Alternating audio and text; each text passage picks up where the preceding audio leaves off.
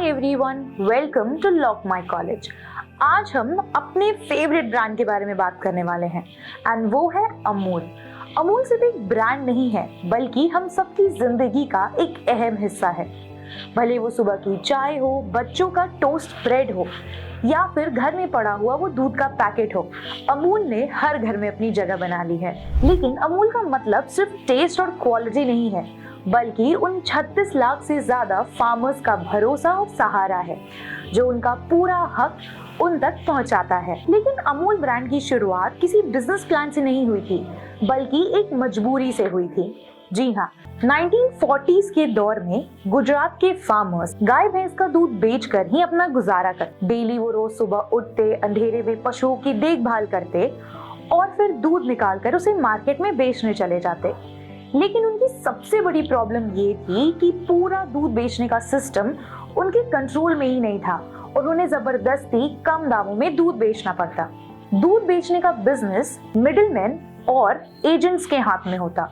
वो जबरदस्ती फार्मर्स से कम रेट में दूध खरीद लेते क्योंकि दूध को आप ज्यादा देर तक रख नहीं सकते हो क्योंकि वो पेरिशेबल है, खराब हो जाएगा।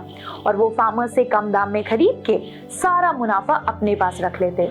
फार्मर्स का संघर्ष इतना ज्यादा था कि कुछ फार्मर्स डिप्रेशन और सुसाइड की कगार पे आ गए थे। 1945 में ब्रिटिश गवर्नमेंट ने बॉम्बे मिल्क स्कीम स्टार्ट की। इसके अंडर आनंद से मिल्क कलेक्ट होता और पैस्चराइज करके 400 किलोमीटर दूर बॉम्बे भेजा जाता। अब इस पूरे काम का टेंडर उन्होंने पॉल्सन डेयरी कंपनी को दिया, मतलब प्रोसेसिंग, डिस्ट्रीब्यूशन सब कुछ पॉल्सन के अंडर। अब फार्मर्स को पॉल्सन को दूध बेचना पड़ता, वो भी कम दामों में। इससे फार्मर्स की कंडीशंस और खराब होती गई। जब हालत बर्दाश्त के बाहर हो गई तो फार्मर्स मिल के त्रिभुवन दास पटेल के पास गए। वो कायरा डिस्ट्रिक्ट के सम्मानित नेता थे जो फार्मर्स के हक की बात करते थे। फिर त्रिभुवन दास पटेल और फार्मर्स मिलकर सरदार वल्लभ भाई पटेल के पास गए। सरदार पटेल ने एक बहुत सिंपल और गहरी बात कही कि फार्मर्स को एकजुट होना पड़ेगा, उन्हें एक कोऑपरेटिव बनाना पड़ेगा जिसमें डिस्ट्रीब्यूशन, प्रोसेसिंग और सारे दूध का कंट्रोल फार्मर्स अपने हाथ में लेंगे बिना किसी मिडिलमैन के। 1946 में फार्मर्स ने सिर्फ अपनी कॉर्पोरेटिव्स को दूध देना स्टार्ट किया और पॉल्सन को देने से इनकार कर दिया। ब्रिटिश गवर्नमेंट ने ये बात मानने से इनकार कर दिया, लेकिन फार्मर्स पीछे नहीं हट और उन्होंने मिल्क स्ट्राइक स्टार्ट कर दी। सिर्फ 15 दिन के अंदर ही बॉम्बे डेयरी स्कीम कोलैप्स हो गई। ये स्ट्राइक ये दिखाता है कि फार्मर्स की एक बड़ी जीत हुई जो उनके लिए काफी जरूरी थी। जून 1946 में Kaira district cooperative milk producers union का संगठन हुआ जिसे दिसंबर 1946 में फॉर्मली रजिस्टर किया गया। 1949 में डॉक्टर वर्गीस कुरियन आनंद आए और उन्होंने फार्मर्स को ये समझाया कि सिर्फ दूध बेचना काफी नहीं है, बटर और मिल्क पाउडर भी बेचना पड़ेगा। लेकिन उस टाइम पे वर्ल्ड ये मानती ही नहीं थी कि बुफेलो मिल्क से मिल्क पाउडर बन सकता है और इस सोच को डॉक्टर कुरियन और डॉक्टर एच.एम. दयाला ने बदल दिया। उन्होंने डेवलप किया पहला बुफेलो मिल्क स्प्रे ड्रायर। 31 अक्टूबर 1955 को सरदार वल्लभ भाई पटेल के जन्मदिन पर इनॉग्रेट हुआ एशिया का सबसे बड़ा मिल्क प्लांट जिसकी capacity 1 lakh litre milk per day की थी।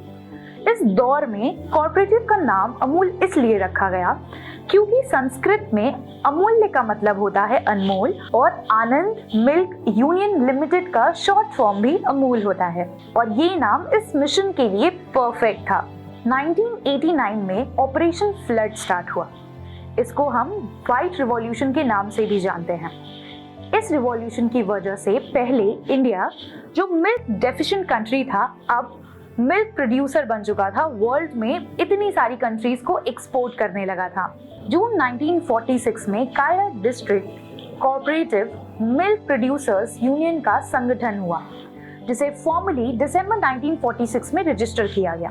1949 में डॉक्टर वर्गीस कुरियन फार्मर्स के पास गए आनंद ने। उन्होंने फार्मर्स को ये समझाया कि सिर्फ मिल्क बेचना ही काफी नहीं है बल्कि मिल्क प्रोडक्ट्स, बटर और ड्राई मिल्क को भी बेचना जरूरी है और उसे बनाना जरूरी है। आज अमूल 18,700 से ज्यादा विलेज सोसाइटीज के साथ काम कर रहा है 36 लाख से ज्यादा फार्मर्स के साथ जुड़ा हुआ है और 50 से ज्यादा देशों में अपने प्रोडक्ट्स को एक्सपोर्ट करता है। प्रॉफिट सीधा फार्मर्स को जाता है। इसीलिए अमूल सिर्फ एक डेयरी ब्रांड नहीं है, बल्कि मेहनत, संघर्ष और यूनिटी का एक जिंदा मिसाल है।